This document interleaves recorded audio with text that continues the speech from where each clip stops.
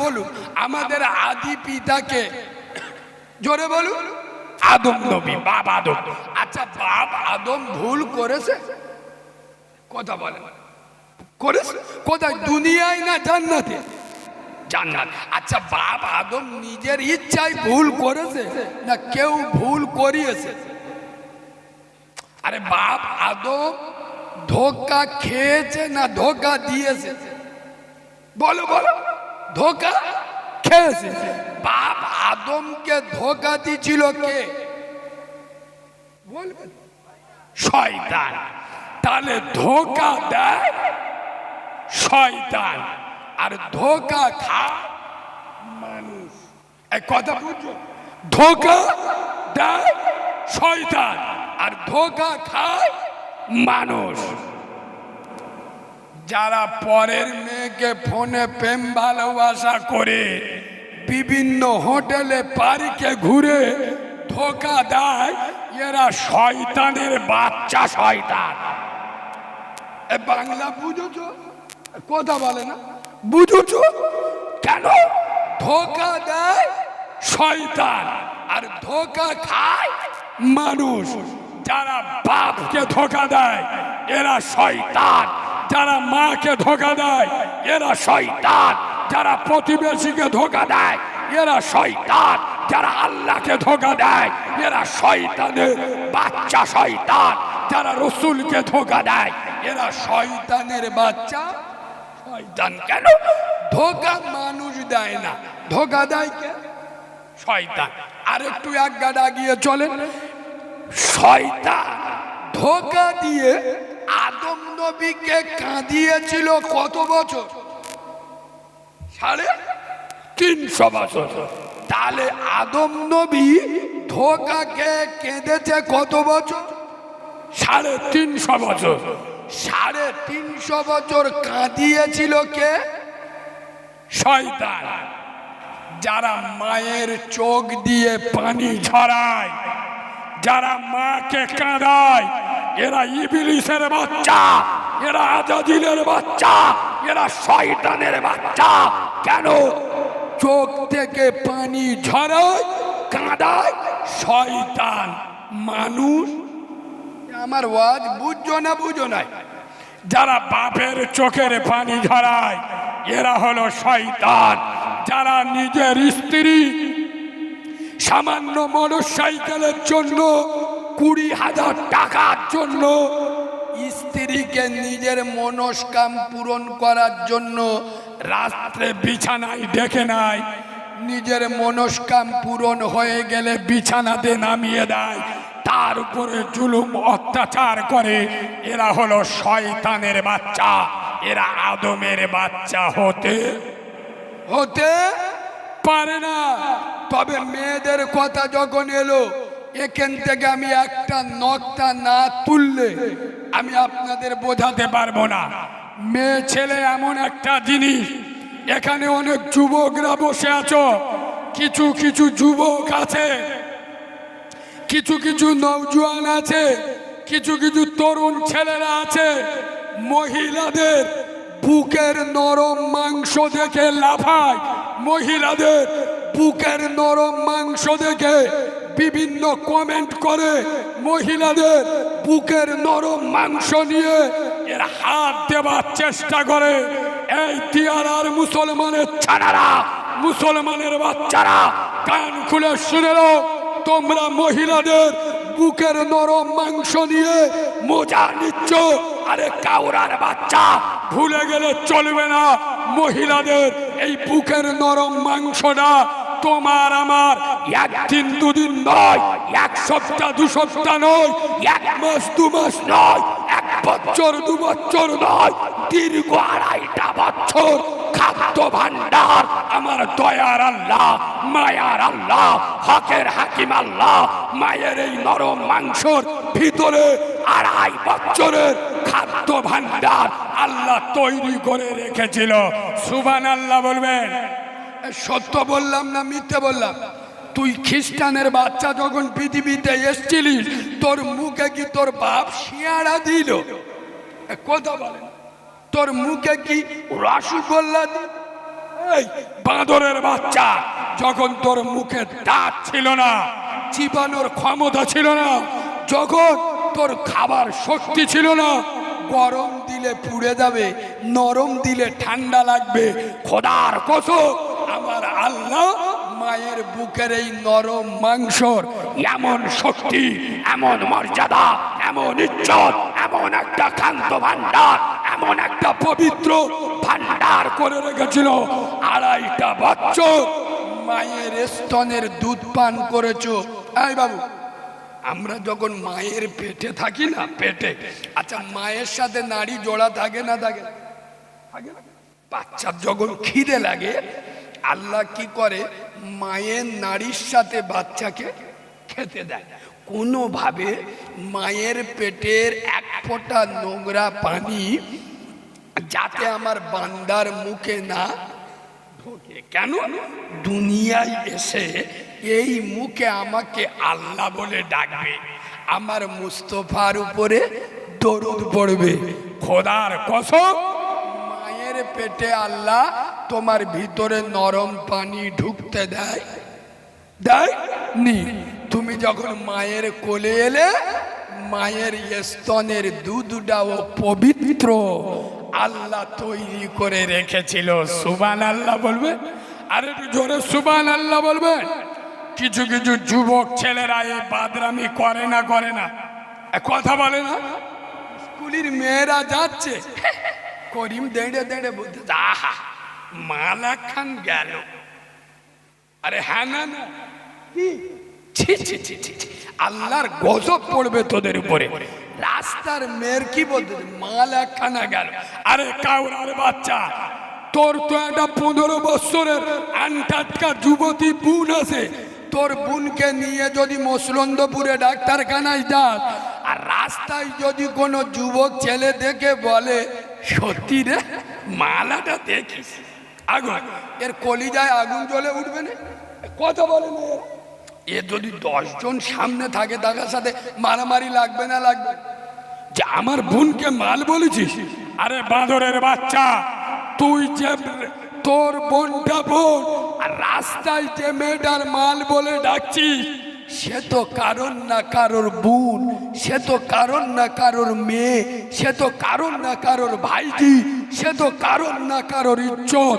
খোদার কসম আমি নবীর মেম্বারে বসে বলছি, যে সমস্ত মুসলমানের ছানারা, যে সমস্ত মুসলমানের বাচ্চারা, যাদের কাছে গ্রামের মেয়েরা নিরাপদে থাকে না, আমি নবীর মেম্বারে বসে বলছি, ওর বাড়ির মেয়েরা ওর কাছে নিরাপদে থাকতে পারে।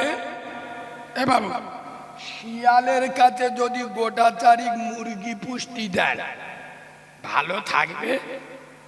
কথা বলে না? ও তো একটুখান চেকে দেখবে, টেস্টটা কিরাম দেখি।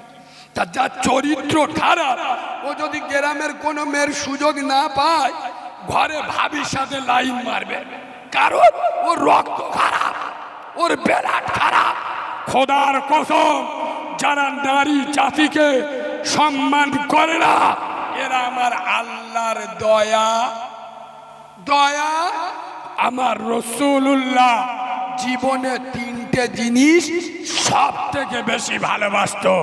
নাম্বার 1 হলো নামাজ, নাম্বার 2 হলো মহিলা। সুবহানাল্লাহ বলবেন? মহিলাদের কথা শুনবেন? শোনেন, আগিয়ে চলেন। আপনারা একে বাচ্চা জন্ম দেন, বেটা জন্ম দেন। বাংলায় আমরা বেটা জন্ম দিই কি জানি? আমার বেটা বড় হয়ে ডাক্তার হবে, আমার বেটা বড় হয়ে মাস্টার হবে, আমার বেটা বড় হয়ে উকিল হবে, আমার বেটা বড় হয়ে নেতা হবে, মানে চিটিংবাজি করে খাবে, জব কার্ডের মাল বিসমিল্লাহ বলে খাবে।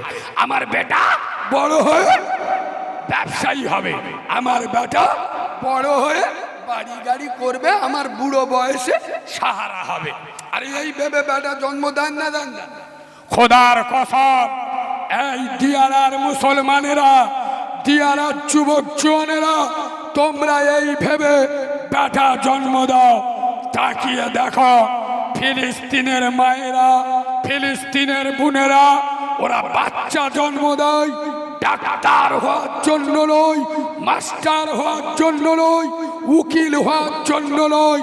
খোদার কসম, ফিলিস্তিনের মা বোনেরা তারা বাচ্চা জন্ম দেয় আল্লাহর ঘরকে বাঁচানোর জন্য, আল আকসাকে হেফাজত করার জন্য, খোদার ঘরকে বাঁচানোর জন্য, কোরআনকে বাঁচানোর জন্য, শরিয়াতকে বাঁচানোর জন্য, ইসলামের ইতিহাস অক্ষত রাখার জন্য।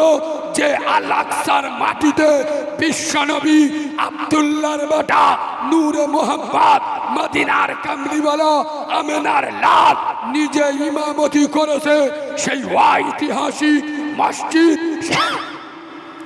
সারা বাংলা নয়, সারা ভারতবর্ষ নয়, সারা পৃথিবীতে এমন কোন নবী নাই যে নবীর জুব্বা আল আকসার মাটিতে পড়েনি। ফিলিস্তিনের মা বোনেরা সেই আল আকসাকে বাঁচানোর জন্য নিজেদের কচি কচি মাসুম বাচ্চাদের হাতে পাথর তুলে দিয়ে পরমাণু বোমার সামনে দাঁড় করিয়ে দিচ্ছেন। এই দিয়ারার যুবকেরা, এই দিয়ারার জুয়ানেরা, তোমরা রাত 2:30 পর্যন্ত ফ্রি ফায়ার নিয়ে ব্যস্ত। তাকিয়ে দেখো, ফিলিস্তিনের যুবকেরা ফ্রি ফায়ারে হাত দেয় নাই, মোবাইলে হাত দেয় নাই, জীবনের মায়া করে নাই, যৌবনের চিন্তা করে নাই। খোদার কসম, তারা আল্লাহর ঘরকে বাঁচানোর জন্য পাথর নিয়ে দাঁড়িয়ে যাচ্ছে। এই দিয়ারার যুবকেরা, তুমি বলবে কারিমুল্লাহ ভাই ফিলিস্তিনে যুদ্ধ হচ্ছে, আমি কি করব? কথা ঠিক কথা, তোমার কিছু করার নেই। এ যুবক, তুমি কিছু না করতে পারো, তুমি তো তোমার গ্রামের আল আকসায় গিয়ে উজু করে আল্লাহ, ফিলিস্তিনে আল আকসা তোমার ঘর, আমাদের মসজিদও তোমার ঘর। আল্লাহ, আমার বাংলায় বাড়ি, আমি গরিব মানুষ, আমি ফিলিস্তিনি কিভাবে সাহায্য করব? তবে আল্লাহ, আমি যেটা করতে পারি, 5 ওয়াক্ত আযানে আমি মসজিদে আসতে পারি। আমাদের মসজিদ যাতে দ্বিতীয় আল আকসা না হয়, আমাদের মসজিদকে বিরান করব না, আমাদের মসজিদকে আবাদ করব। এতটুকু করতে পারবেন না? পারবেন না, কিন্তু মুসলমান করবে না। খোদার কসম, গত সপ্তাহে ফিলিস্তিনের 5 বছরের একজন কচি বাচ্চা আল্লাহর কাছে বলছে, আন্তর্জাতিক মিডিয়ায় বিবৃতি দিচ্ছেন, হে বিশ্ববাসী, হে বিশ্বের মুসলমানেরা, কান খুলে শুনে নাও, আমি ফিলিস্তিনের 5 বছরের বাচ্চা, আমি যখন মরে যাব, আমার নবীর কাছে বিশ্বের মুসলমানদের বিরুদ্ধে মামলা দায়ের করব। হে রাসূল, হে আব্দুল্লাহর বেটা আমেনার লাল নূরে মোহাম্মদ, আপনি বলেছিলেন এক মুসলমান আর এক মুসলমানের ভাই, এক মুসলমান গোটা দুনিয়ার মুসলমান, একটাই দেহ। ইয়া রাসূলুল্লাহ, আমাদের একটাই অপরাধ, আপনি যে মসজিদে ইমামতি করে আশরাফুল আম্বিয়া, ইমামুল আম্বিয়া টাইটেল অর্জন করেছিলেন, সমস্ত নবীদের ইমামতি করেছিলেন, আমাদের আল আকসা, সেই আল আকসাকে ইহুদির কুত্তার বাচ্চারা ঘিরে রেখেছে, দখল করে রেখেছে। আমরা ওই আল আকসা, যে আল আকসায় আমার নবীর নবুয়তের কদম পড়েছে, যে আল আকসায় রাসূলুল্লাহ সিজদা করেছে, আমরা সেই ঘরকে বাঁচানোর লড়াই করছিলাম। আমাদের কচি কচি বাচ্চাগুলো বোমের আঘাতে উড়ে যাচ্ছিল, আমাদের ফুলের মতো 12 বছর, 14, 16, 18 বছরের বোনগুলোকে ধর্ষণ করা হচ্ছিল, আমাদের প্রসবিনী মাদেরকে তুলে নিয়ে যাওয়া হচ্ছিল, আমাদের বড় বড় বিল্ডিং ধূলিসাৎ করে দিচ্ছিল। ইয়া রাসূলুল্লাহ, আমাদের অপরাধ, আল্লাহর ঘরের জন্য, কোরআনের জন্য, ইসলামের জন্য আমরা লড়াই করছিলাম। আর তখন ভারতের মুসলমানের ছাড়ারা লটারির টিকিট কাটায় ব্যস্ত, পাকিস্তানের মুসলমানেরা বন্ধন লোন, গ্রুপ লোনে ব্যস্ত, ইংল্যান্ডের মুসলমানেরা নিজের বোনের বিয়েতে গান বাজনা নিয়ে ব্যস্ত। এ দিয়ারার মুসলমান, আমি গত 2-3 দিন আগে আপনাদের 24 পরগনার ইসাপুরে জলসা করছিলাম, আমি নেমেছি, একটা মুরব্বী লোক আমার বলছে, বাবু আমি তোমাকে ছেলের মতো ভালোবাসি, তবে একটা বিষয় তুমি একটু বলবে, যদি তুমি বাস্তববাদী কথা বলো, এটা এখন আম হয়ে গেছে। সেটা কি? বলছে এখন মুসলমান ঘরে ছানা বাচ্চা গানে হ্যাপি বার্থডে চলতেছে। এগুলো হচ্ছে কত বড় কাউরা, মানে বুঝল, ওর পাটা বাচ্চা হয়েছে, ওর মেয়ে হয়েছে, 1 বছর পূর্ণ হয়েছে, হ্যাপি বার্থডে করতেস কেক কেটে। তুই কি কাউরাগা ভাইরা ভাই না দুলা ভাইরে? তোর ইসলামে আছে? আরে তোর যে বাচ্চার হ্যাপি বার্থডে করছি, ওকে কোরআন শেখা, ওর প্রত্যেকটা দিন হ্যাপি বার্থডে। সুবহানাল্লাহ। এই মুসলমান, তোমার 4 বছরের বাচ্চার জন্মদিন পালন করছো, তাকিয়ে দেখো, খোদার কসম, ফিলিস্তিনের কচি কচি মাসুম বাচ্চাগুলো দেখলে, আরে আমার মতো কঠোর লোক বাড়ি ফেরার সময় যখন গাড়িতে দেখি, আমার চোখ থেকে পানি ধরে। এই মুসলমানের বাচ্চা, তোমার কলিজা একবার কেঁপে ওঠে না? কখন দিকে বড় হয়ে গেছে বলবো।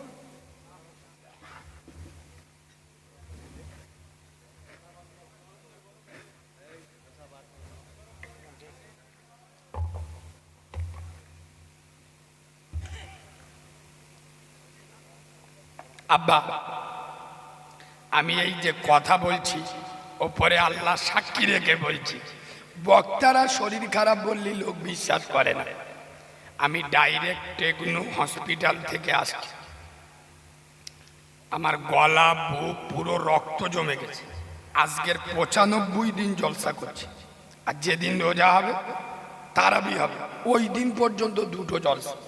আমার কথা বলা নিষেধ, কিন্তু এই পরিস্থিতি, পুরো গলায় রক্ত জমে আছে। কালকের গলার ফটো হবে আপনারা। আমি মাহারা ছেলে, আমার দোয়া করার লোক চলে গেছে। আব্বা, আমার সারা জীবন আমার মার কথা মনে পড়ে না। কি করে পড়বে? আমি যেদিন হয়েছি আমার মা সেদিন মরে গেছে। মানে আমাকে প্রসব করে আমার মা একবারও আমার কোলে নেয়নি, আমিও আমার মায়ের কোলে উঠিনি। আমার মা একবারও তাকানোর সুযোগ আল্লাহ দেয়। মানে আমার প্রসব করে 20-30 সেকেন্ড বেঁচেছিল, আমার মা মরে গেছে, খোদার কসম। কিন্তু আজ 2-3 দিন আমার মার কথা খুব মনে পড়ছে। আজকে যদি আমার মা বেঁচে থাকতো, সারা পৃথিবীর ওষুধের পাওয়ার হার মেনে যাবে আমার জান্নাতের দোয়া। সুবহানাল্লাহ বল। আরে মায়ের দোয়ার পাওয়ার আছে না নাই? তা আমার তো দোয়া করার লোক নাই। আমি আপনাদের কাছে দোয়া চাচ্ছি, এই প্রতিবাদী কণ্ঠটার জন্য আপনারা দোয়া করবেন। আল্লাহ যেন, ডাক্তার বলছে ওষুধে না হলে অপারেশন করতে হবে, আল্লাহ সব পারে, বিনা ওষুধই আল্লাহ সেরিয়ে দিতে পারে না, পারে না। সোনার বাবাজি, এই ঈমান আমাদের রাখতে হবে। একবার তাকবীর দেবো, সন্ধ্যাতে মোটে দিইনি, দেবো, সবাই বললি দেবো, কই দাও না, নারে তাকবীর, আওয়াজ দে। দেখ, সে অম্বল হাগা হলি যেরাম হয় সেরাম হয়। আর পার্টির মিছিলে গিয়ে, এটা কোন থানা? ও সর্বনাশ, স্বরূপনগর। আচ্ছা, পার্টির মিছিলে গে মোল্লা ছানাগা কালার আলাদা, ফেরেশতারাও চিনতে পারে না। আল্লাহ মালগুলোর খালি কালার দিয়ে গেল। ইনকিলাব জিন্দাবাদ, আমরা খাবো তোমরা বাদ, যদি করো প্রতিবাদ, ধরে থাকবে মুন্ডু মুখস্থ। আল্লাহর নামে আওয়াজ দেবেন, এমন আওয়াজ দেবেন শয়তানের চোখ বুলু হয়ে যাবে। ও শালা মনে মনে করবে দিয়ারাই ভূমিকম্প হচ্ছে, এখানে থাকা যাবে। এইরকম আওয়াজ দাও, নারে তাকবীর। হয় না, একটু ঝেড়ে মারতে হবে, নারে তাকবীর, নারে তাকবীর। দাদা পীরের হক সিলসিলা, দাদা পীরের হক সিলসিলা, আল কুরআনের আলো, আল হাদিসের আলো, ফুলের সুবাস চাঁদের হাসি নামাজ পড়তে ভালো। পাকা মিশে কথা বলে না। যারা জুমার নামাজ ছাড়া নামাজ পড়ে না এরা বলে আমরা নামাজ পড়তে ভালোবাসি। পাকা মিছে কথা ফেরেশতারা সামনে বলতেন, লজ্জা নেই।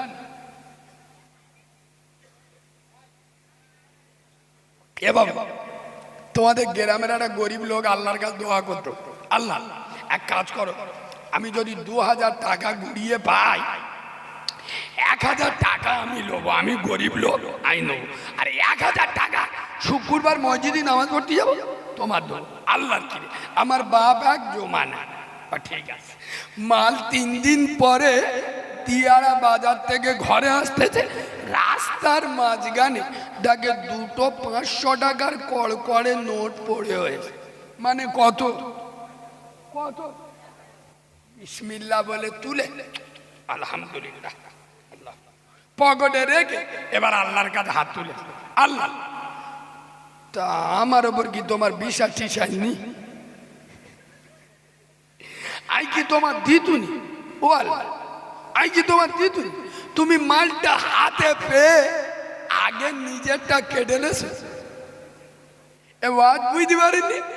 ও দোয়া চেয়েছিল 2000, পেয়েছে কত? 1000। ও এবার হাত তুলে বলতে, আল্লাহ আমার কি তোমার, তুমি কি আমার আবার বিশ্বাস রাখতে পারলে না? কাল বাদে তো পরশুদিন শুক্রবার, আই কি তোমার দিতুনি? তুমি মালটা হাতে পেয়ে আগে নিজেরটা কেটে নেছো। সেটা পাকা গবন মুসলমান না। সোনার বাবাজি, খোদার কসম, ইমান তৈরি করো, ইমান মজবুত করো। আর যেদিন মুসলমানদের সংখ্যা ছিল 313 জন, ইমানদারের সংখ্যা ছিল 313 জন, আশিক রাসূলদের সংখ্যা ছিল 313 জন। সারা বাংলা নয়, সারা ভারতবর্ষ নয়, সারা পৃথিবীতে মুসলমান রাজত্ব করেছে। আর আজ 250 কোটি মুসলমান কেলানি খাচ্ছি না খাইনি কথা বলে না। তার মানে কি আজ মুসলমান নিজের জায়গায় দাঁড়াতে বলো বলো পারি নাই।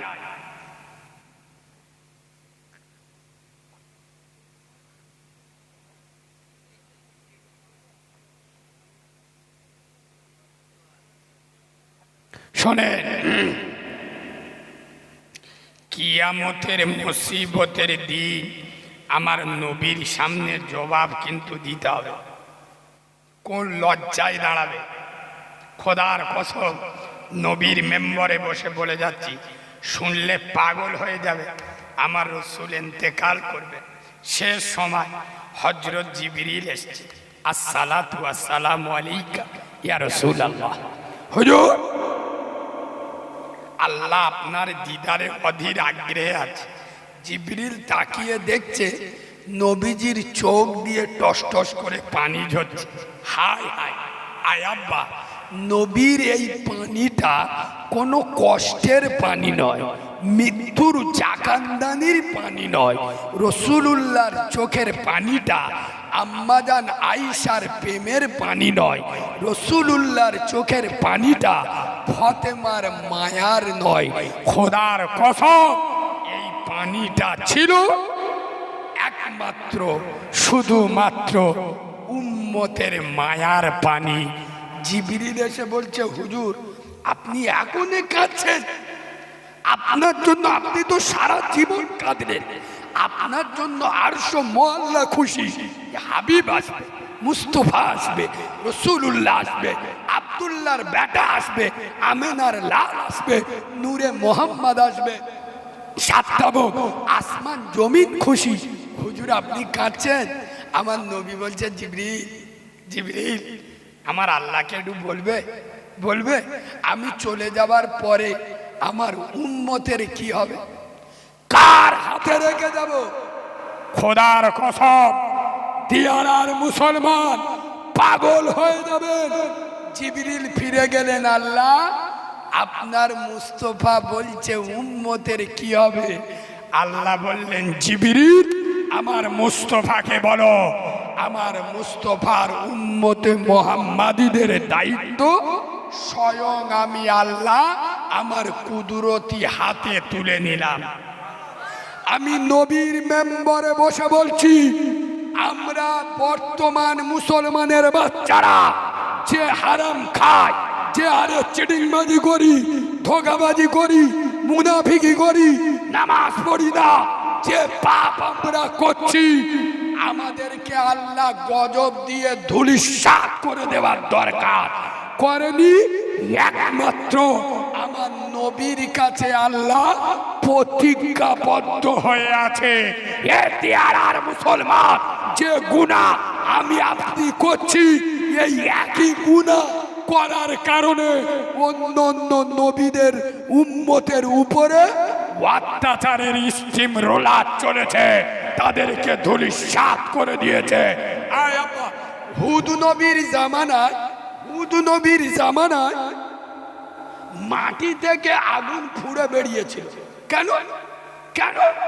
জেনা ব্যভিচারী আম হয়ে গিয়েছিল রাস্তাঘাটে সর্বত্র হালতে। বুকে হাত দিয়ে বলুন, বর্তমানে জেনা ব্যভিচারী আম হয়েছে না? আমি নবীর মেম্বারে বসে বলছি, নির্জন কলে যুবক যুবতী জেনা করছে, পুকুর পাড়ে জেনা করছে। কলকাতায় চলে যান, eco park, Nicco park, Victoria, দিনের বেলায় প্রকাশ্য কুকুর বাঁদরের মতো জেনা চলছে। আরে যে জেনা করার কারণে হুদ নবীর উম্মতের উপরে মাটি ফুঁড়ে আগুনের বৃষ্টি বর্ষণ হয়েছিল, সেই জেনা এখনো চলছে। আরে আগে আইবুড়ো মেয়েরা, ইয়ক মেয়েরা, অবিবাহিত মেয়েরা বেরিয়ে যেত অন্য মদ্যদের হাত ধরে।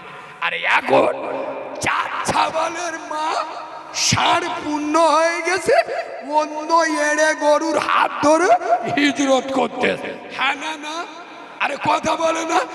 এখন জেনা ব্যভিচারী যে ধরনের আম হয়ে গেছে, খোদার কসম, আল্লাহর কোরআন বলেছেন, লা তাকরাবুস জিনা, জেনা করা তো দূরের কথা, জেনাকারের নিকটবর্তী হয় না।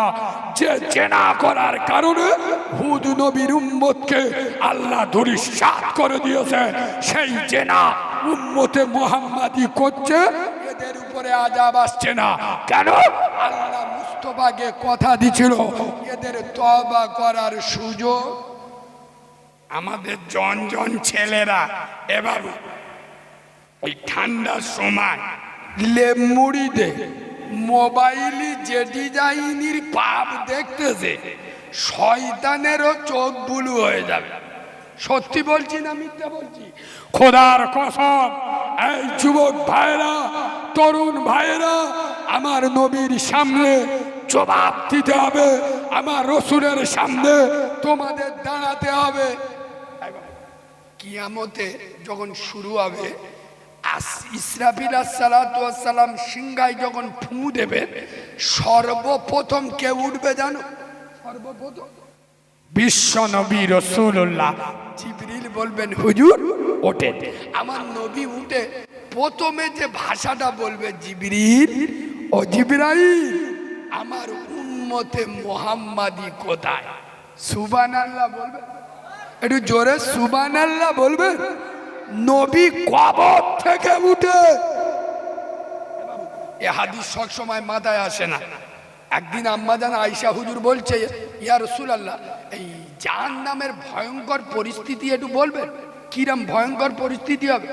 নবী শুধু একটা কথা বললেন, আয়েশা একটা কথা খালি শুনে নাও, কি? কিয়ামতের এমন কঠিন ভয়ঙ্কর পরিস্থিতি হবে, মুসার মতো নবী, যে নবীকে বলা হয় কালিমুল্লাহ, আল্লাহর সঙ্গে কথা বলতে, যার উপরে তাওরাত কিতাব অবতীর্ণ হয়েছিল, এই মুসার মতো নবী আল্লাহর আরশ আজিমের খুঁটি ধরে কাঁপবে। আল্লাহ, আমার মার কথা তোমার কাছে বলছি না, বোনের কথা বলছি না, আল্লাহ আজকের আমি নবী মুসা, আমি তোমার কাছে সাহায্য চাচ্ছি। মুসার মতো নবী ভয়ঙ্কর পরিস্থিতি দেখে আল্লাহর কাছে বাঁচার আশা করবেন, তাহলে কিরাম কঠিন পরিস্থিতি হবে কিয়ামতের দিন। ওই রকম পরিস্থিতিতে নবী তার উম্মতকে ভুলে যাবেন না। আর আজ উম্মত সেই নবীকে ভুলে আসে না নাই? কথা বলে না খালি মুখে, ও নবী আমরা তোমার দিওয়ানা, কিন্তু পৌষ মাঘ মাসে বিরাট ঠান্ডা পড়েছে, এ 2 মাস পেছাব করে পানি, আমরা খালি দিওয়ানা। এখানে